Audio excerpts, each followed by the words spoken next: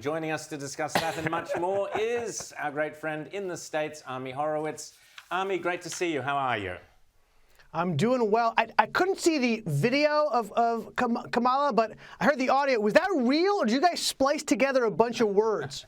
Well, there you go. Very good question. No, but the great news is, Ami, that we know that Ukraine is a country next to a bigger country called Russia. So that's coming. And he invaded, and that's bad. And that is bad. That is bad. We know that. Now, Ami, the good news is Ukraine is basically solved. James Third Way Clinton Morrow earlier gave us the benefit of his third way, and so it's all going to be taken care of. Sorry, I'm just joking, Ami. I'm just joking. Don't worry.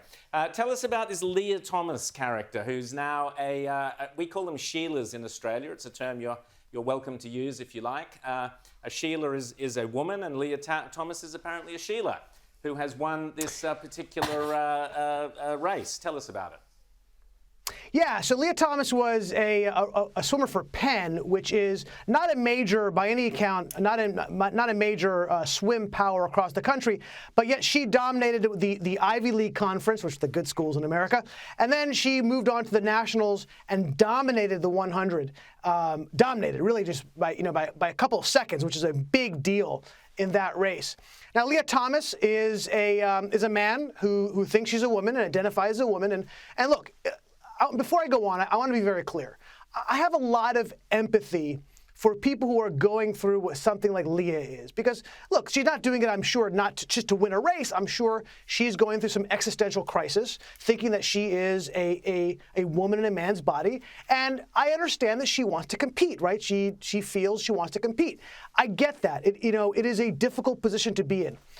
But what you have to understand is what that does to the women she's competing against. Yes, it may not be fair for her, but it's definitely not fair for all the other women who she's competing with.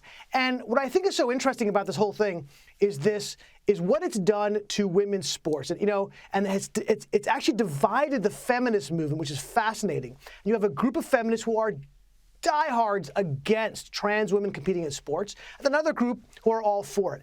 And one of the most successful legislations that we've ever passed in the country was Title IX. And what that did was it protected women's sports. And it basically put women's sports on the same footing as men's sports. Now, there's some faults to it, but for the most part, what it really did accomplish was build out women's sports across the country in a significant way.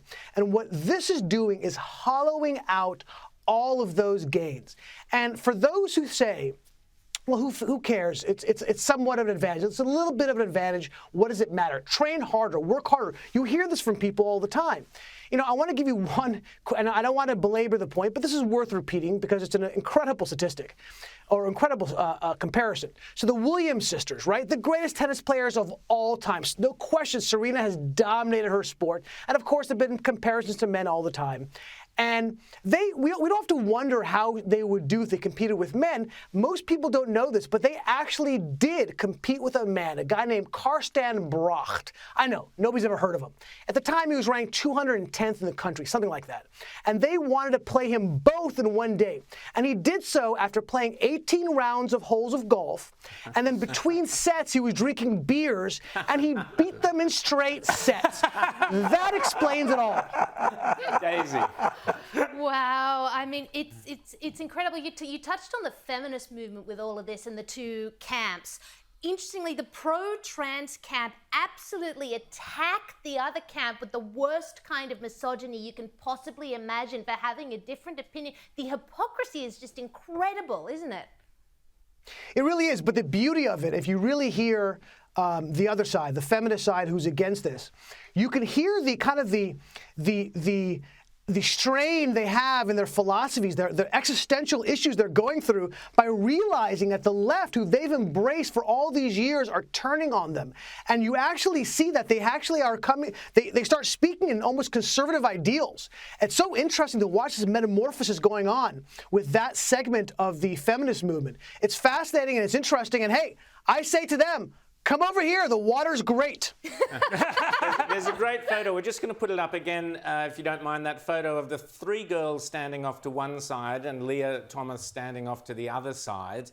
That's one of those is the 4th girl in the competition. I think there's a lot in that picture that tells another story altogether. James. I want to move on to another issue here, Ami. And, you know, we've been talking so much about Ukraine, which, as Kamala Harris tells us, is a small country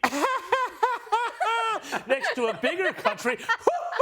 But I want to ask you about this other country, Iran, which is a big country next to some other countries.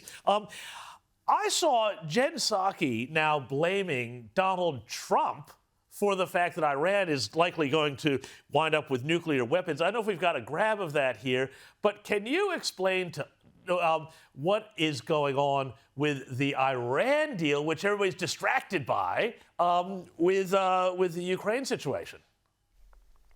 Yeah, so it's fascinating. So the Iran deal, formerly known, or actually officially known as the JCPOA, it's the Joint Comprehensive Plan of Action.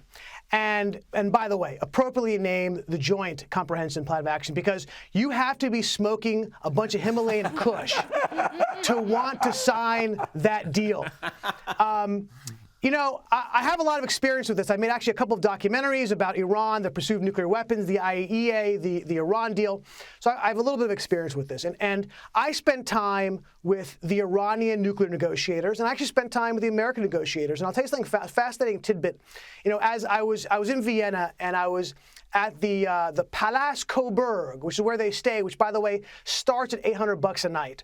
And as we're sitting down, I'm having drinks with the American negotiators, $30, $35 per cocktail. I don't want to, I want to make sure we understand the amount of money American taxpayers are spending here.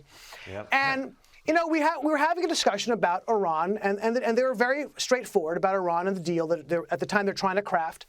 And, you know, I said to them, look, okay, we disagree on a lot of things. One thing we can agree on, though, right, is that Iran is pursuing a nuclear weapon, and then you and I may disagree on how to stop that. And they looked at me with this almost scorn in their eyes, and they said, you are so naive. I said, what do you mean? I said, how do you know that Iran really wants a nuclear weapon? We've been negotiating with them for years, and we still don't know the answer to that. To give you a sense of what we're talking about here, right? I'll give you a sense of where they're coming from. They're the ones who are naive. And just the idea that, never mind all the problems with the Iran deal, and they are massive, massive problems. I don't have to go through all of them with you now. I'm sure you've discussed it at length. Massive problems with the deal itself. But the reality is, what makes you think Iran cares about being a signatory to anything? Let's not forget, Iran is currently a signatory to the IAEA's NPT, the Non-Proliferation Treaty, which means they are not allowed to pursue nuclear weapons. Yet, what have they done? Year after year, we discover new illicit facilities over the last 20 years that they keep building to try to build a nuclear weapon. So they don't. The value of that piece of paper actually has less value than toilet paper. Toilet paper is actually more useful for that purpose than this piece of paper. So I don't know what she's talking about, where she's coming from. It's absolute insanity. It is insanity, Ami, and you could have pointed your colleagues there to the little inscriptions on all those nuclear warheads, death to Israel, death to America, that the Iranians like to paint on all their weapons, as maybe a bit of a clue as to their intentions.